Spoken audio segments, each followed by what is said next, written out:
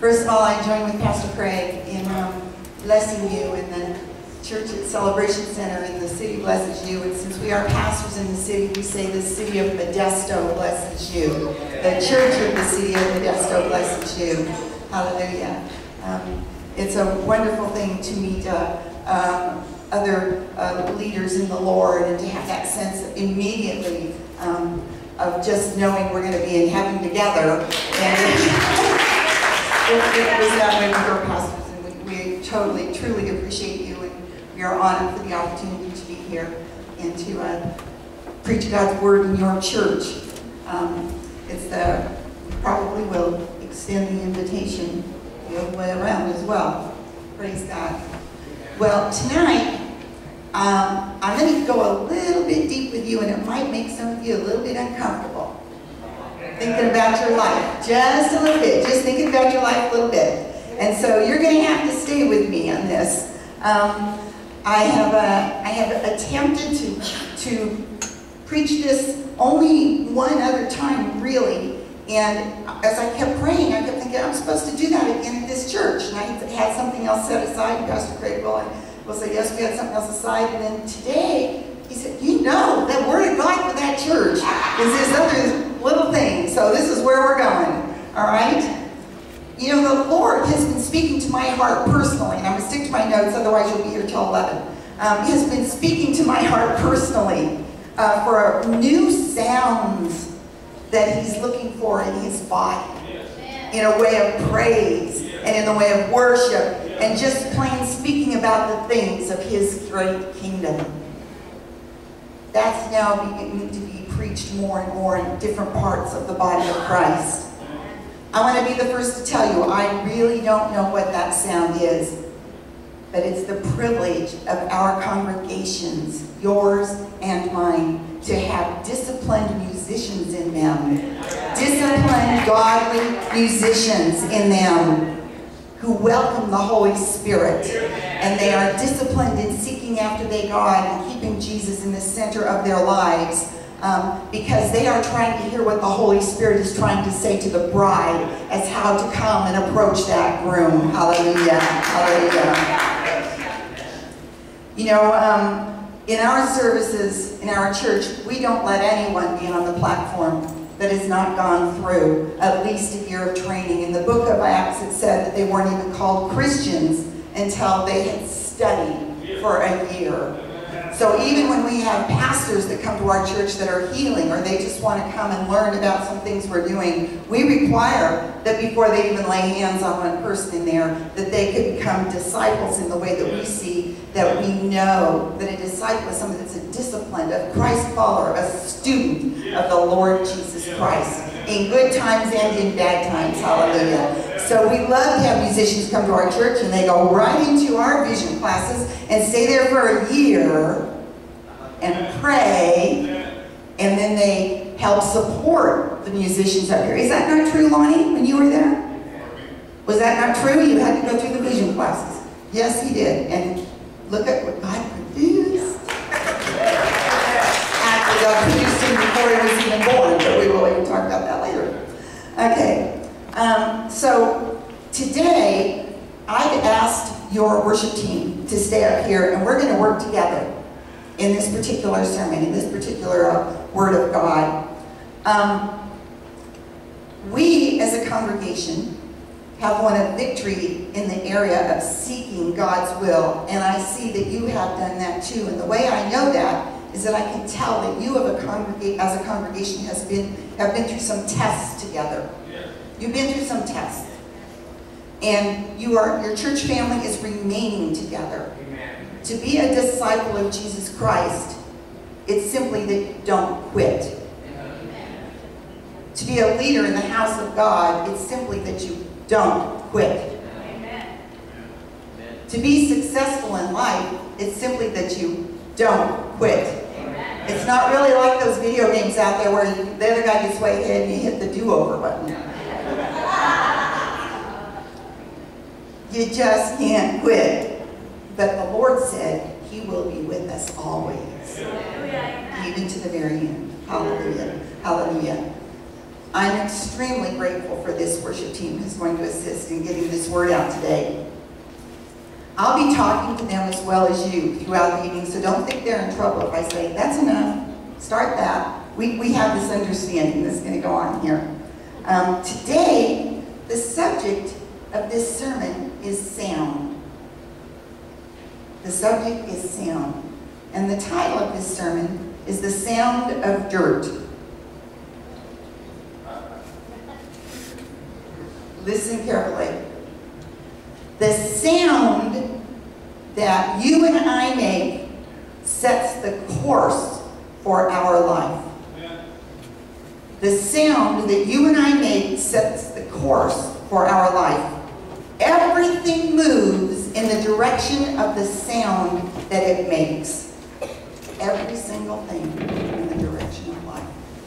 The future sounds that are made in this building will set the tone for the atmosphere that will greatly determine the direction that this congregation goes. A whole lot of us have no idea how much authority God has given us with our words and the sounds that we make. We might talk about the sovereignty of God and about how He'll do what He will do, but actually we need to be considering what the outcome will be when we consider what seeds we are sowing. When your pastor begins to speak about more people coming into the kingdom of God, your church harvest, when he starts to say, can't you see them coming? Can you see this? Can you see yourself talking to a stranger and bringing them in? His words are determining the direction that this congregation will go. How many of you know that you've been given the power of life and death in your tongue? Yes.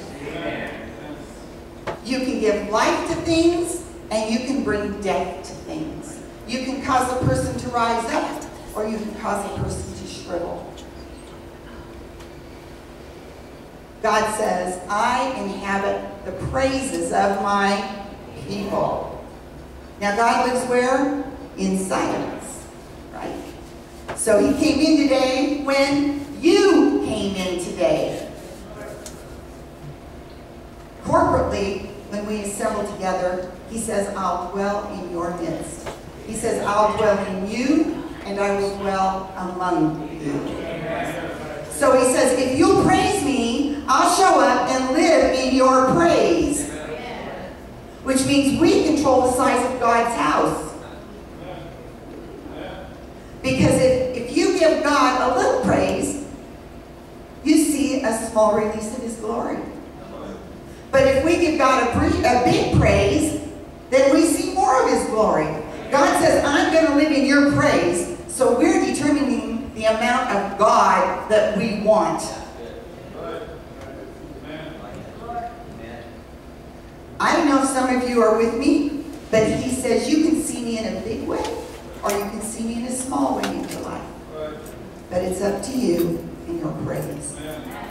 So whether or not these are good services or bad services, or whether it's not, whether or not God is having a good or bad day. It's whether or not God can get us to build Him a house of praise and of worship and of prayer, and to get us to clap and to raise our hands and to move and to stomp our feet and to do anything to build Him a house of praise, corporately and independently. God says, you build me a big house with big praise and I'll come in a big way. Hallelujah. And see what I'm saying? We're going to go someplace today. You got to stay with me. I'm going to be technical too, so stick with me. I am not a great musician. I can read music and I taught classical piano, but I do not have a singing voice. You hear this? I'm not a singer at all. I've produced music programs with children and adults and judged talent contests and played clarinet in a school band. In administration, I serve on a Christian school board in the Bay Area, and I just took part in building a performing arts Christian theater and a theatrical stage with dance floors for Christian children. I've seen 3 children through music lessons and dance lessons, and one's college, one of my daughters, her degree is in the dramatic arts, and her degree led her to a job in a huge church where she oversees the dramatic arts department in a church of 20,000 people. Both daughters are still on their church's worship teams, but I am not talented the way that Pastor Craig is in singing. He loves all kinds of music, and I mean all kinds of music. And he loves to sing, and he continues to sing, and I'm blessed in that way in our home. As a classical pianist, I was not taught chords. Wish I was. I was taught Bach, Beethoven, and Mozart from the early church. Listen, every culture, say culture. Culture. Every culture has a sound to it. Yes. All you have to do is give us a beat, and we can almost tell what culture it comes from. Every culture has its own sound. That's why probably 97% or more of the churches in America are not multicultural. Because when you get all the churches in one building, whose sound are you going to have? So most people say, rather than even try, we'll just stay with what our folks like because we know what we sing, we know what we like, we know what we sound like, and we can kind of touch God with that. Revelation 7, 9 through 12. I think I have it here. Revelation 7, 9 through 12. You're familiar with this scripture? After these things I looked, and behold, a great multitude, which no one could count, from every nation and all tribes. How many tribes? All. And peoples and tongues, standing before the throne, before the Lamb, clothed in white robes, and palm branches were in their hands. And they cried out with a loud voice, saying, Salvation to our God who sits on the throne and to the Lamb. And all the angels were standing around the throne and around the elders and the four living creatures. And they fell on their faces before the throne and worshipped God, saying, Amen, blessing and glory and wisdom and thanksgiving and honor and power and might be to our God forever and ever. Amen. Now, you know what? This creates a problem for us. Because when we get to heaven, the people are going to be singing one sound. So that means I need to be able to touch God through a sound other than my cultural distinctive. Because who told us they're going to be singing our kind of music in heaven? Now don't stone me. Church, there is no Christian music. There is no Christian music. There are only Christian lyrics, those which glorify God. Now you're going to be friends. We're going to go somewhere now.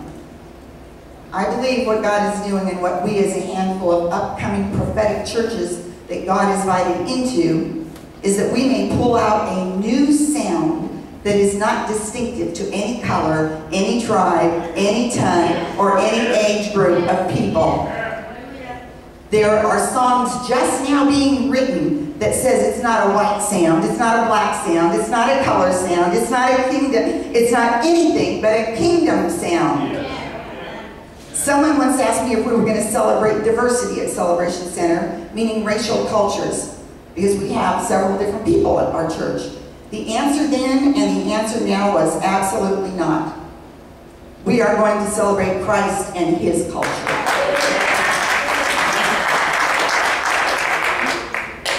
There is a sound when all the tribes come together. All of the nations come together. And there's a new sound called a kingdom sound, where all people of God come together. The youth, the aged. And I believe that's the sound that God's actually going to start to release, even in this building, through your team and through the leadership of your pastors.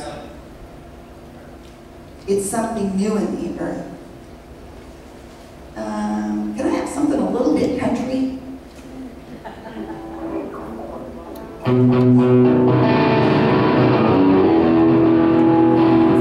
got a tear in my ear, and it's all because my dog died yesterday.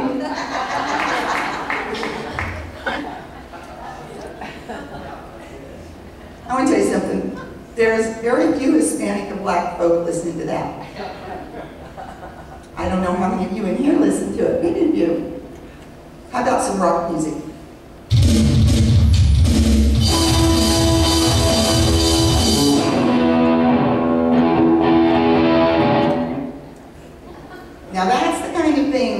that those people go into concerts that have spikes hanging around their necks go to, you know, they walk kind of funny. I'm cool, you know, and stuff. And their necks and their faces are painted. Gentlemen, you don't play that when you're trying to create intimacy time with your wives.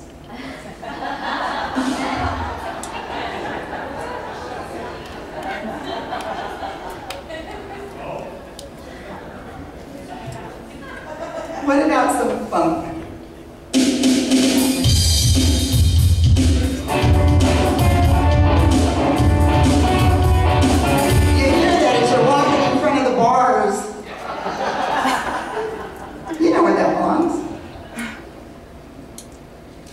When God said, "Let there be light," there were two things created that day. Not just light. Sound and light. Because the light only came where God's sound was made. Let's hear that again. The light only came where God's sound was made. If God could create light without making a sound, why didn't he just think light? Why did he have to say, no one preaching now? God spoke, say spoke. Spoke into nothing and brought forth light. Let's get that scientific. Science proves God. If you ever really study science, science proves God. Sound and light are on different frequencies, but they operate on the same waves. There are electromagnetic waves flowing through this building, and because of that, you can see me and you can hear me. And if those waves weren't flowing through this building, you couldn't see me because you couldn't see light. If they weren't in this building, you couldn't hear me because sound travels on those sound waves. So you have to understand sound and light go together. They're on different frequencies, but they travel in waves. And where God made a sound, light had to take place. I'm going somewhere here. The Bible says in 1 John 1:5, "This is the message we have heard from him and announced to you, that God is light, and in him there is no darkness at all." God is light, and in him there is no darkness at all. Not one even little smidgen bit of darkness in our holy, wonderful, perfect Father God. You can say the same for sound. When God spoke and the light came, the sound came first and the power followed. The sound came first and the power followed. You see, the classical Pentecostals had it backwards, and so did I at first. I thought God showed up, and then we made a sound. Oh, the Holy Ghost came upon me today. And when the Holy Ghost comes, then you start shouting. God had to show up to get his own shout.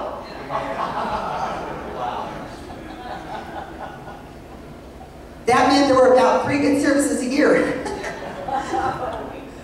This was not the understanding that you don't get the power. It doesn't go anywhere because there is no understanding that God's power rides on the sound. And the Holy Ghost gives power, and then Jesus is glorified.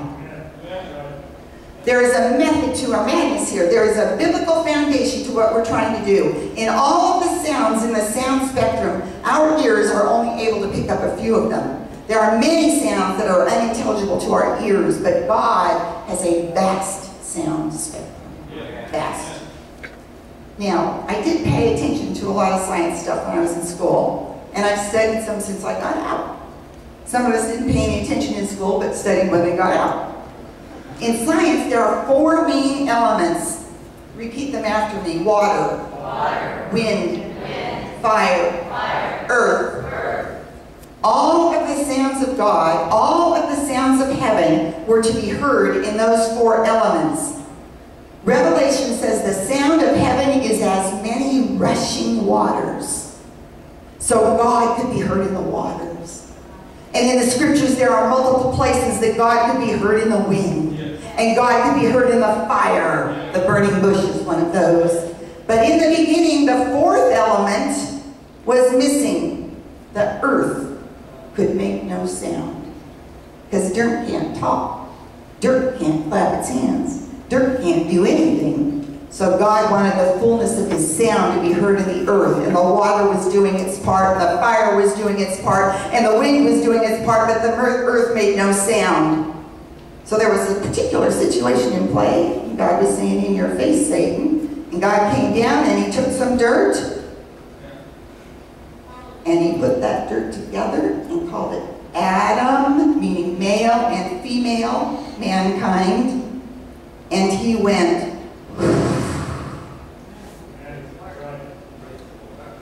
And when he blew into that dirt, it began to make a sound.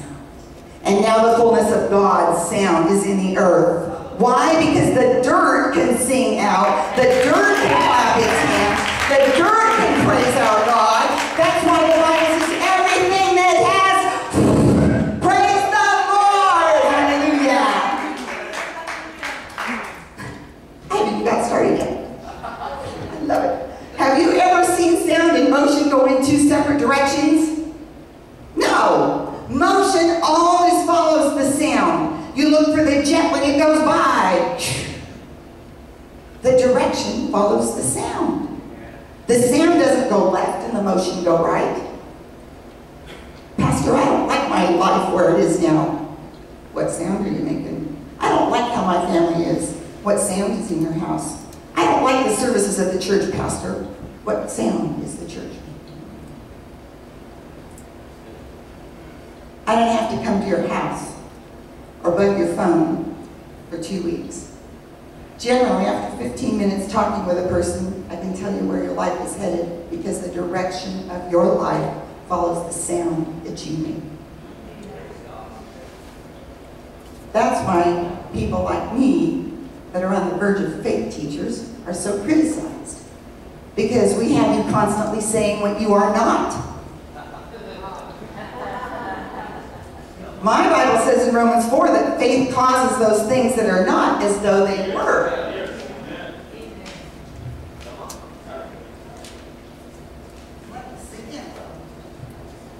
So that's why people who have pain in their back say, by his stripes I am healed. People who are depressed say that where the Spirit of the Lord is, there is liberty.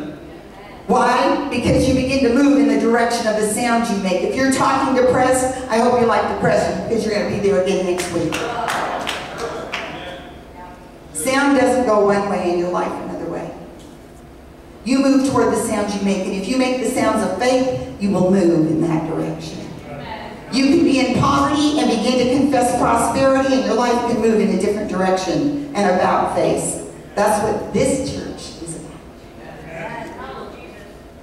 The reason we can shout and praise is that people come in here that are absolutely hopeless. And when they hear the sound in their life begins to go into the sound of what they hear. They hear a new sound when they come here. They should hear a new sound when they're talking to you. And that sound should penetrate them. And they can begin to make a new sound. You know what? When you really know Jesus Christ, you can't be quiet. You can't be quiet. You can't walk around with your hands in your pocket. You can't be quiet. You can't be quiet when you hear people saying, oh, I've got this problem with my child. Let me pray with you. Do you know that Jesus can fix that? Do you know that I lost my house? Let me pray with you. Jesus can bring you comfort. Let me pray with you. Da-da-da-da-da. I cannot be quiet because if I make the sound that proclaims the Lord Jesus Christ, I'm following after him, and he is the center of my church. And he is the center of my being. And he is the center of bringing other people to know him. And he is the center of keeping people from going to hell, which is, by the way, church, why we're called. It's not about us. It's about the sound we make. The sound comes first. I'm going to paraphrase something here in Joshua. God speaks to Joshua and he says, tell them to shout. And they shout, this 12-foot thick wall falls down. Jehoshaphat, he was told to tell them to praise God. And once they praised him, then he would come and throw your enemies into confusion. Hey, you in the upper room that are praying up there.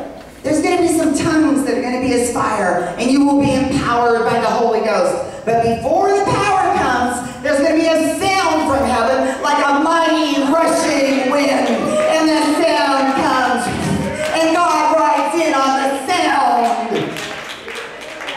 If you want him to come in a big way, we have to have a sound for him. Why do you think the devil spent so much time taking praise instruments and sound systems out of churches over hundreds of years and causing strife among musicians?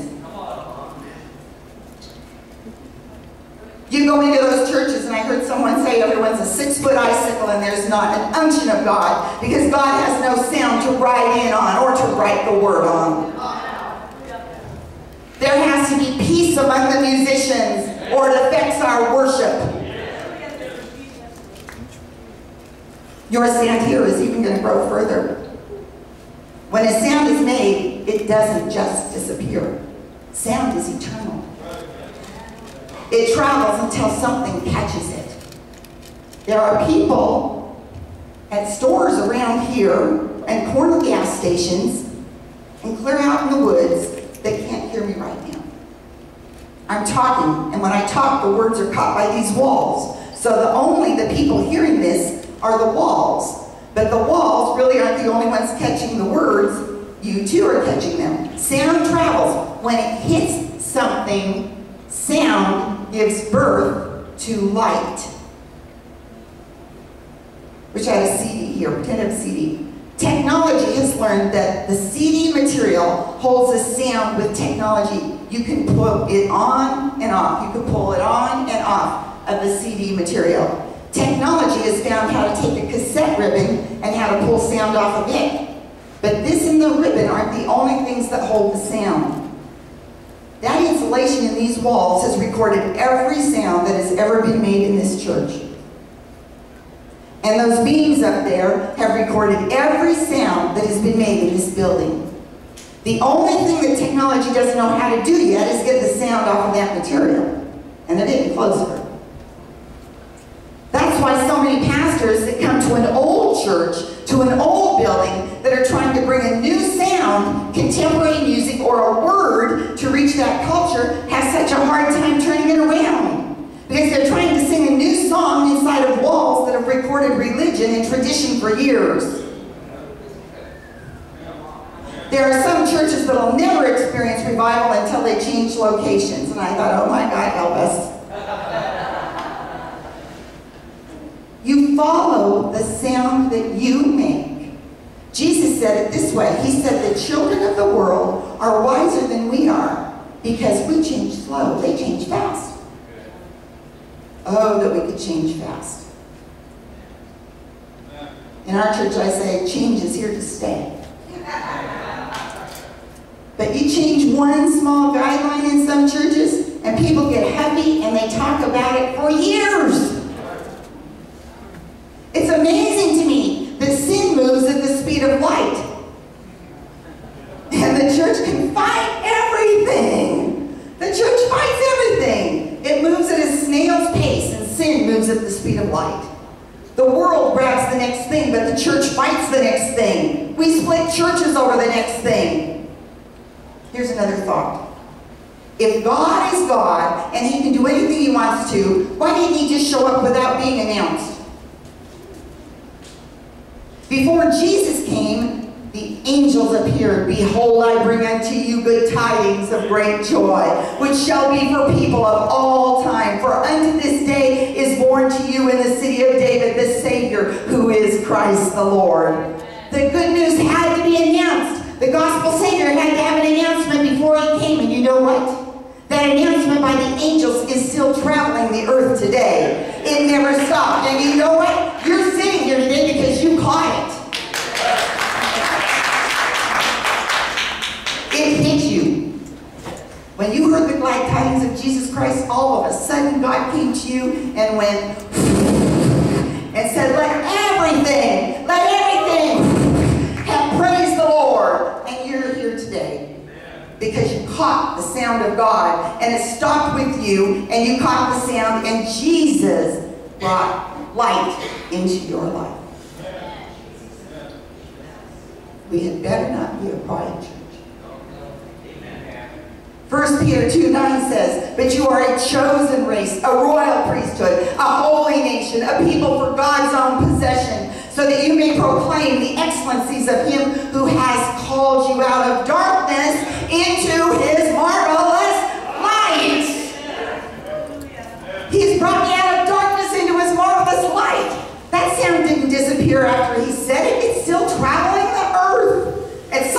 our lives. It hits us and it gives us life, and we're to proclaim it. Let the sound precede the salvation of others. No sound, you won't bring one person to Christ. Let me tell you what the world will do. The world knows how to take you somewhere with the sound. I'm amazed at the churches where I've gone to minister, and you won't believe what they hand over to me. They hand me the microphone when I'm expected to preach or teach after just absolutely 80 years of total tradition and quietness. And they say, all right, woman of God, bring revival, you got 15 minutes.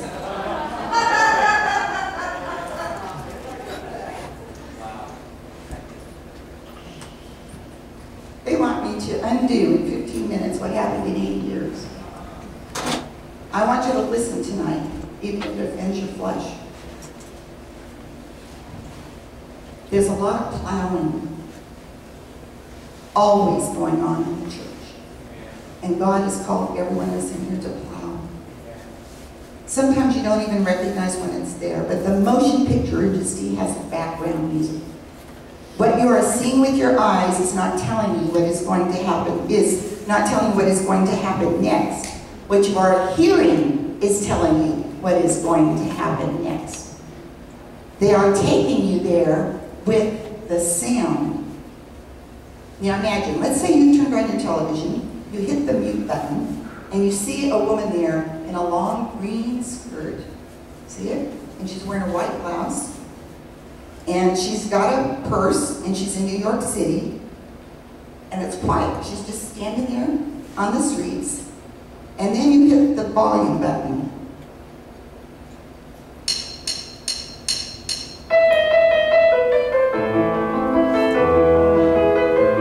going somewhere.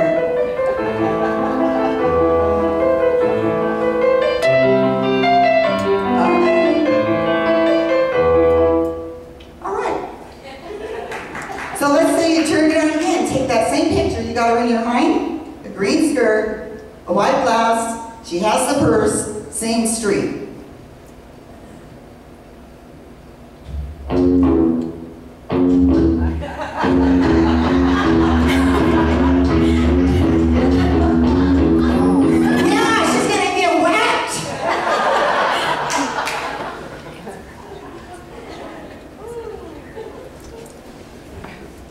That's why Paul said we don't live by sight, but by faith. We don't live by what we see, we live by faith. And faith comes by what?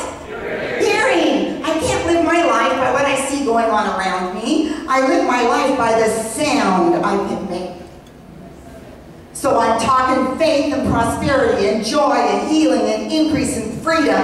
Why? Because I'm living by the faith of my sound, not what I see happening in my life. When you see maybe hopeless, but if you're in a hopeless situation, change the sound. Live by the sound you're making, not what's going on around you. Can someone say amen? Yes, thank you, Lord. See, we don't understand that many times God uses natural things to move in the spiritual things. There's one thing that really upsets me, and I've had it happen over and over again. I've preached and taught on kingly anointing, priestly anointing, prophetic anointing, marketplace anointing, all kinds of anointings, taught all that stuff. But there's something I don't know how to break yet. It has to do with those people who feel they're a second-class people because they're not a pulpit preacher or a pulpit teacher. So they feel like they're a second-class person. I don't know how to deal with this successfully yet. I had a praise and worship leader come up to me at a recent conference that I was leading who wanted to be a preacher. He had no anointing on his life to be a pulpit preacher. He had a tremendous anointing to be a praise and worship leader. This is what he said. I don't want to be just a praise and worship leader. You see, at that point, I really needed to leave the room because sometimes when I open my mouth, I think you get a hint. I get in trouble. This is the situation because it was up to me to figure out the purpose, the function, and the activity that God wanted to put together in that particular assembly. It's up to the worship leader, he or she, to put a sound to what I want to happen so it will carry the people there. The Lord always gives the vision to the senior leader. Let's say that day I sensed that God wanted to release a sense of intimacy in the service in that place. And there's a sound that releases that. If I believe God wants to release liberty in the place and wants everybody out in the aisles leaping and for joy, there's a sound that releases that. If I believe that God wants to take us into warfare, there's a militant sound to release that warfare. It's the worship leader's massive job to connect that sound with the activity that God is trying to achieve. And there is nobody that can kill a service atmosphere or anointing quicker than the worship leader. No pressure.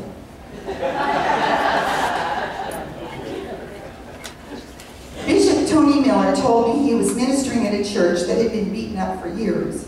Many of them had been robbed and stolen from the enemy. And while he was preaching, a warring spirit came over him. And it began to spontaneously break out in this congregation. And he turned to the worship leader and he said, I need you to help me. I need you to help me here. I need you to help me. We've got to go here. We've got to enter some warfare. So the praise and worship leader goes over to the microphone and starts to sing, joy, joy, joy, joy, down in my heart.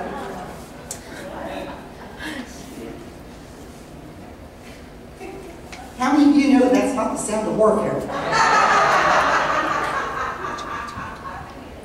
In 10 seconds, that person killed everything that the Holy Ghost and Tony Miller were partnering together to do in the lives of those people.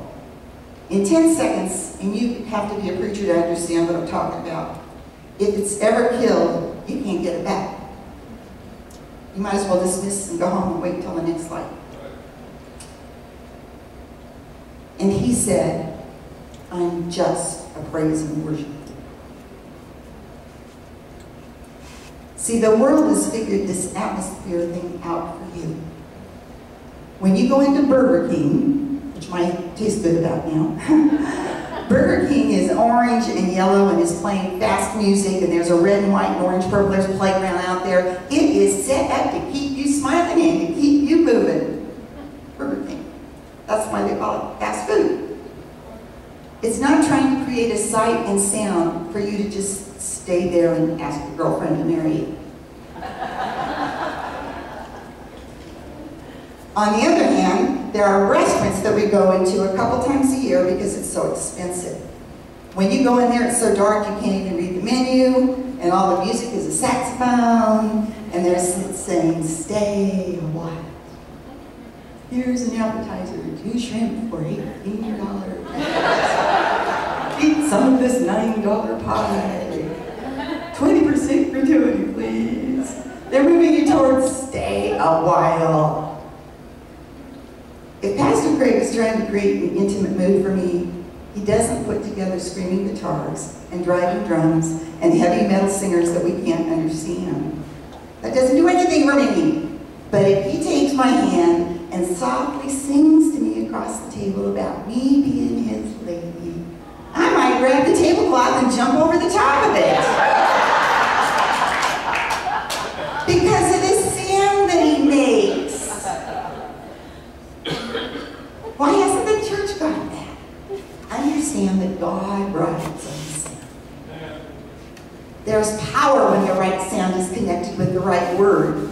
Blind eyes come open, addictions are broken, marriages are healed, depression is lifted. This is part of the reason that the encounters that we do are so powerful. Some of you have been able to experience those.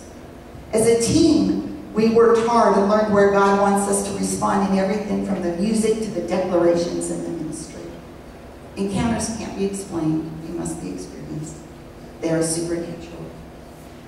Paul said, greet one another with psalms, hymns, and spiritual songs. If we all took offering fellowship time and started singing to one another, you'd think we were all crazy. But even though we may seem more radical than the people down the street, we aren't even close to what God wants us to be. He said, greet one another with spiritual songs. I need to walk up to you singing something over your life that will change your direction.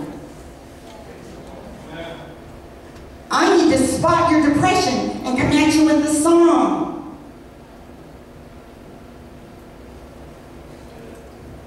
He is the Lord that healeth thee.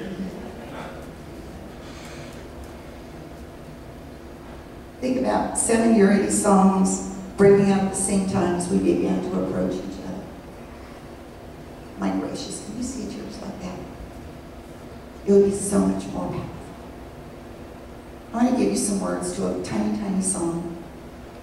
I feel like you've gone to a clinic already today. You are the source of my strength. You are the strength of my life. I lift my hands in total praise to you. And about 5 of you were affected. Not a sinner, but God doesn't care. Lord, you are the source of my strength. Lord, you are the strength of my life. And God, right now, I don't care what they're looking at me. And I don't care who's thinking how bad it seems. But Lord, I lift my hands in total praise to you.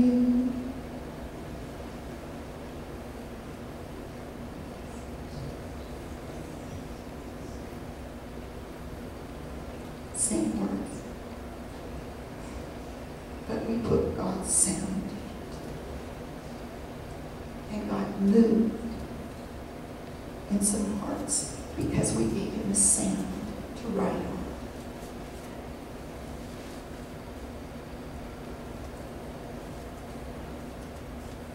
We can do it in other ways, in fellowship.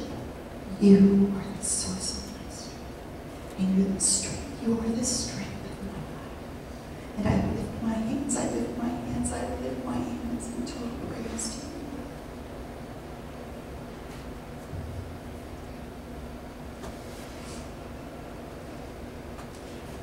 A lot of people think we're radical, but we're not. There's a new sound coming. It's a new day. Yes. I know. Yes.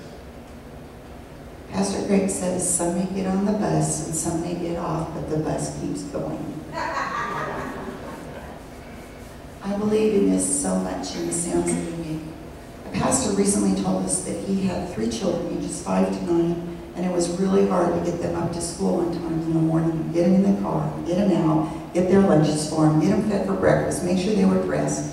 And he said one of them loved, just flat loved Broadway music. So in their room there was this Broadway music going on. And the other one liked rock music, and so he allowed some Christian rock music in that thing. What did the other one say here? I can remember the other one. This other one liked this other kind of music. Oh, he liked cartoons, so he was just watching cartoons all the time in the morning. And when one day he got this concept, and he thought, wait a minute, what are all the sounds going on in my house? So he went into all the rooms. He put on just a CD with instrumental music. No songs, no words, but just the instrumental music as the instruments praised God. And he said, they got up, they brushed their teeth, they got dressed, they didn't have to have a family meeting. They went out and they got in the car. Some of your lives may be terrible. Some of you may still be struggling with addictions. Some of you may be in grief. Some of you may be in horrible circumstances. And people come to God for a lot of reasons. And it's my prayer that as you leave here, your life will be changed today to move toward God. Move toward him no matter what situation you are in. You have to talk to move toward God. You have to do it, even with tears. You need to get around people whose talk will move you toward God, because faith comes by hearing. And if you're always hearing the wrong thing, you will always move in the wrong direction. This is a powerful day, a day that can change lives of individuals in here, and the entire destiny of this church, and the entire area that you serve. Some of you may choose to come down here for prayer after service, especially if this is your first time. and you're really owning up to your own sin and asking God for forgiveness and inviting Jesus to be your Lord, the boss of your life. Some of you may come down here because you've been moving away from the sounds of God with negativity, or you've been going in the wrong direction. I'm going to take the liberty, and Pastor Craig and I, and more pastors and anybody else who calls, we'll take a few moments to pray for you tonight to help you learn to change the sound that you're making in some circumstances in your life. And as you come, I'd like the worship team to just go back and sing one of those beautiful, beautiful songs where Jesus is the center. I commend this team and I commend your pastor because the majority of the worship songs are to God. They're not about you and they're not about God. I mean they're not, about God. They are to God. They are horizontal. To God. To God. That breaks things. It's been a pleasure to be here with you, and we will be up here to pray for people. We know that some of you have asked for prayer, and we'd like to take that time. God bless each and every one of you. May there be increase in this building and in your lives.